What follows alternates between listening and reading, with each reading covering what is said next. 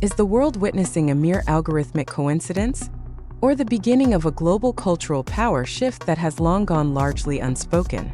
That question suddenly began to echo when one name once again dominated YouTube searches in the United States on a massive scale. Without a new song, without a new album, without major promotional campaigns, and without a single conventional move usually considered essential for a pop star to remain relevant. That name is Jungkook. And what transformed this situation from a set of statistics into a global phenomenon that sent tremors through the industry was one small, almost overlooked detail. Chris Martin had spoken about him, and after that, YouTube in America seemed to explode. At first, it sounded simple, perhaps even trivial to some. A legendary vocalist from Coldplay mentioned the name of a K-pop idol. The Western music world is already accustomed to cross-cultural pleasantries, diplomatic praise, and polite compliments that quickly fade amid the media noise. But this time, what happened was not just an ordinary exchange. Something was moving quietly beneath the surface, something that only became apparent when YouTube search data for 2025 was released and revealed a fact that was difficult to dispute. Jungkook was crowned the most searched male K-pop idol on YouTube, not only globally, but also in the United States. A territory that for decades has been known as the final stronghold of Western pop dominance. Even more surprising, this achievement occurred in the midst of a period of musical inactivity. There were no new Jungkook releases throughout that time frame, no follow-up solo album, no intricately designed comeback strategy. Yet it was precisely during this silence that his name continued to be typed, searched, played, and discussed by millions of YouTube users. According to data referenced by wwd.com, Jungkook has maintained his position as the most searched male K-pop idol for 5 consecutive years on a global scale. This figure reflects more than popularity. It marks a structural anomaly in how fame operates in the digital era in the United States.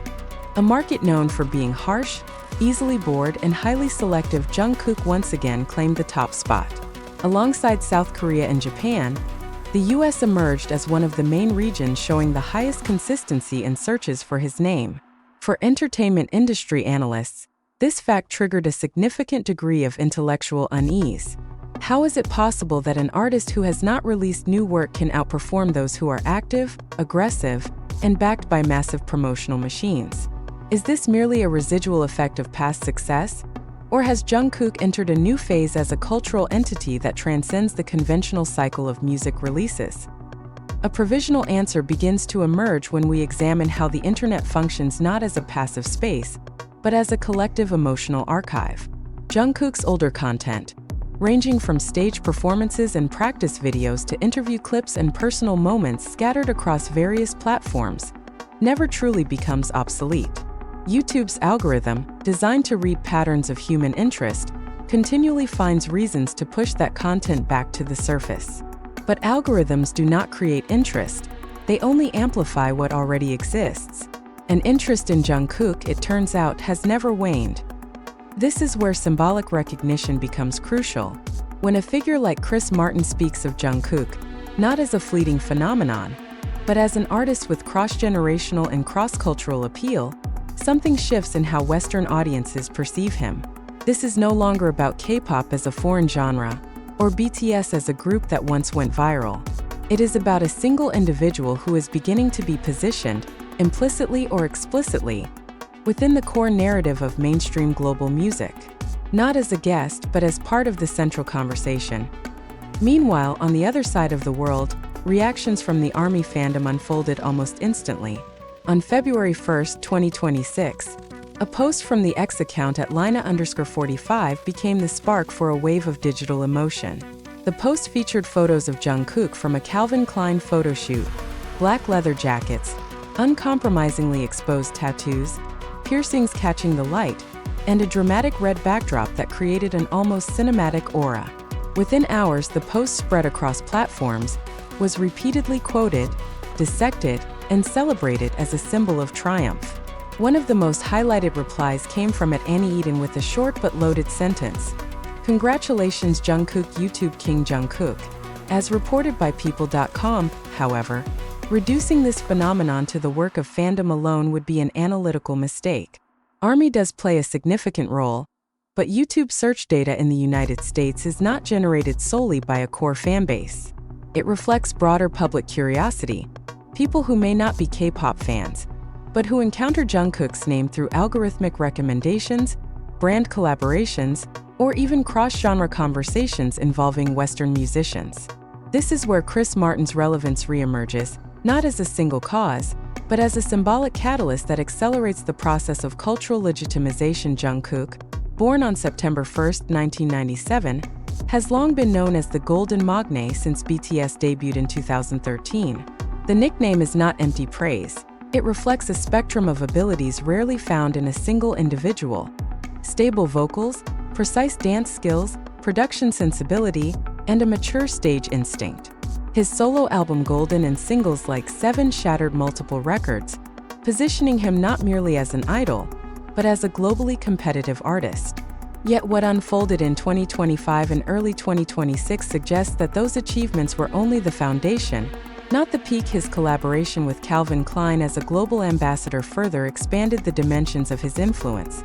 The campaign, as noted by People.com, attracted not only K-pop fans, but also international fashion communities that may not have previously followed his musical journey. Jungkook was positioned not as an exotic Asian face, but as a modern rock star figure with a universal edgy aesthetic. Every photo, every visual fragment, became material for cross-platform discussion and indirectly funneled search traffic back to YouTube, where Jungkook's vast visual archive resides.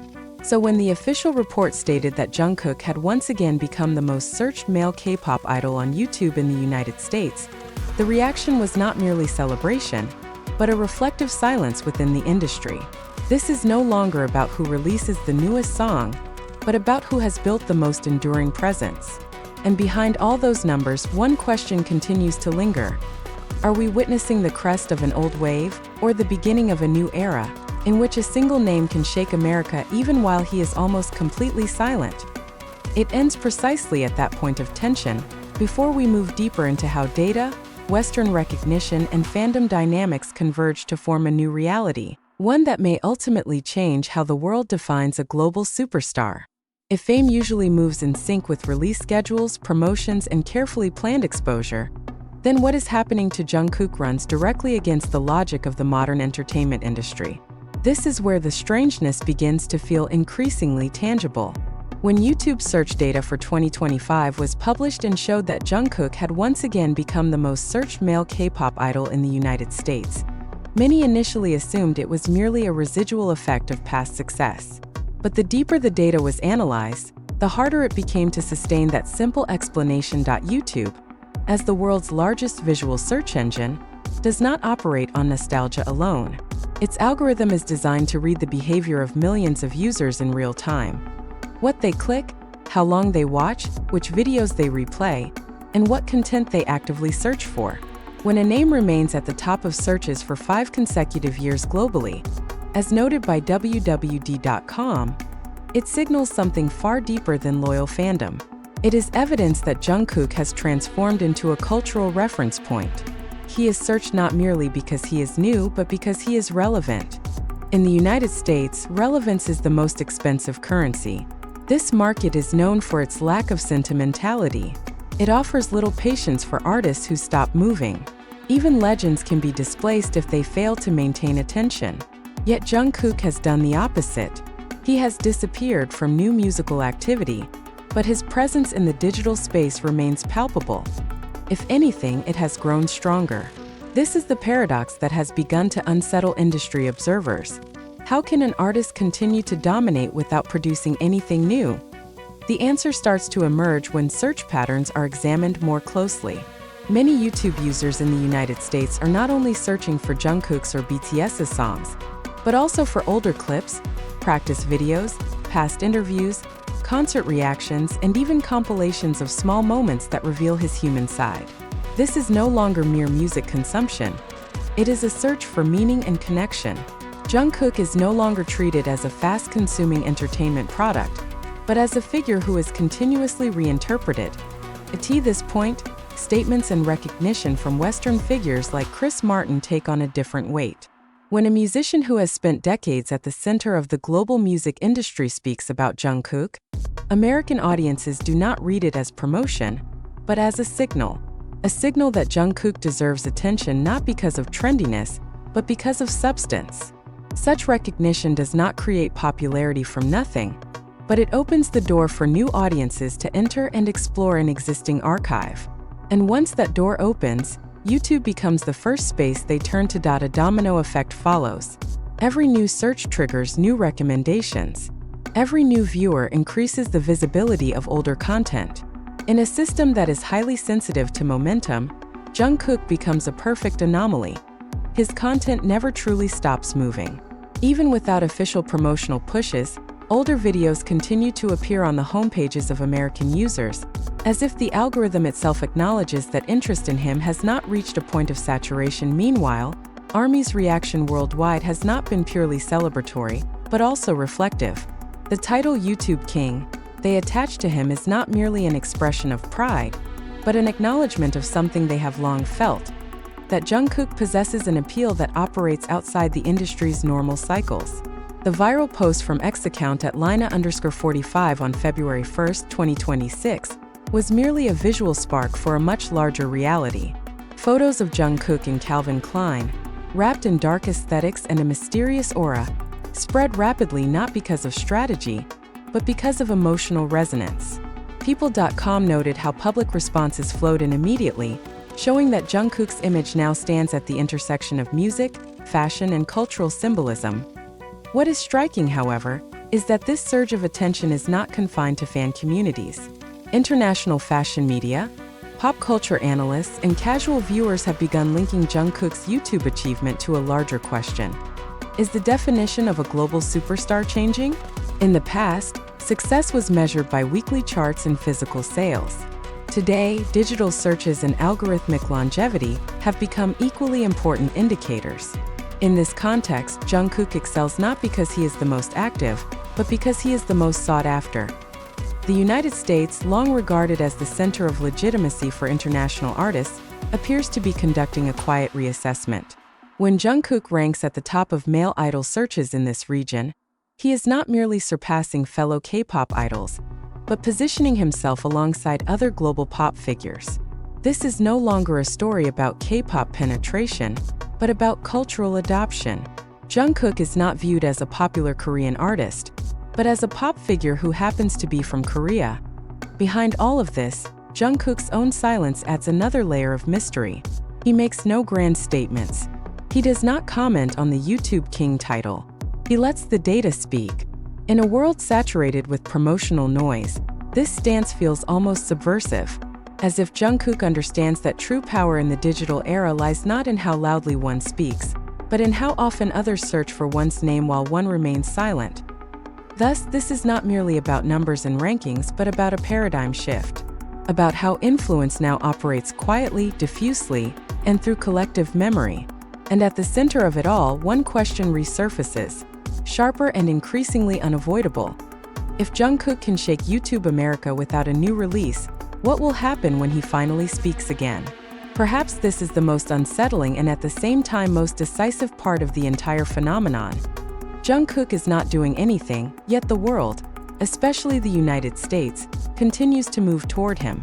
There are no official statements, no cryptic teasers, no comeback culture strategies that usually serve as the primary fuel for the K-pop industry machine. What exists instead is silence, and that silence feels increasingly loud. Within it, YouTube America records a reality that is difficult to dispute. Jungkook's name remains among the most searched, as if the public is waiting for something that has not even been announced. This is where cultural tension begins to reach a critical point.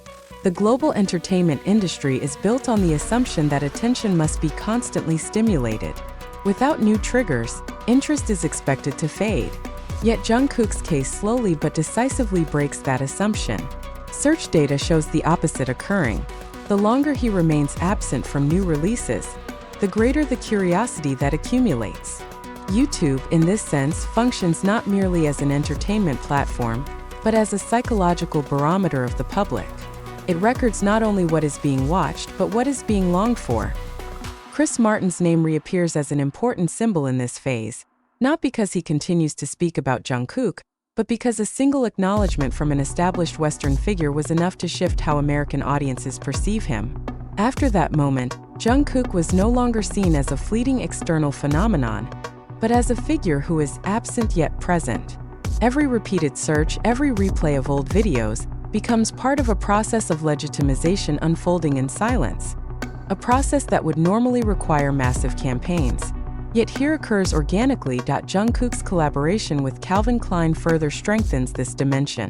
He appears not only as a musician, but as a visual icon, instantly recognizable and difficult to forget. Images from the campaign, frequently reported by People.com as going viral, function like visual anchors in the public consciousness. Even for those who do not follow BTS or K-pop, Jungkook's image as a modern rock star figure becomes an unexpected point of entry. From there, the path is almost always the same. Curiosity leads them to YouTube. What is striking is that this phenomenon does not erupt briefly and then disappear. It endures. It repeats. It remains consistent. And it is this consistency that has led analysts to speak of popularity resilience as a new form of power.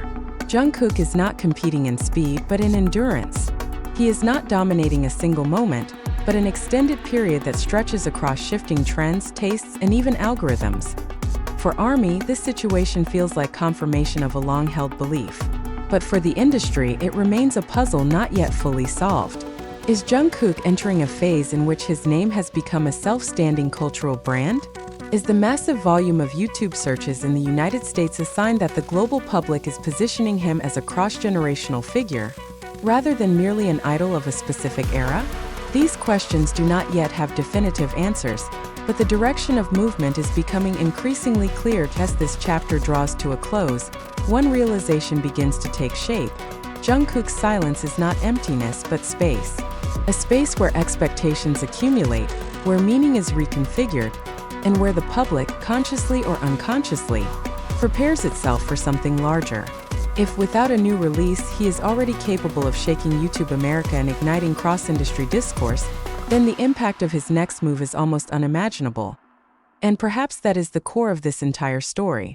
Not the title YouTube King, not the search numbers, not even the recognition from Western figures, but the fact that a single name can make the world hold its breath, simply by remaining silent.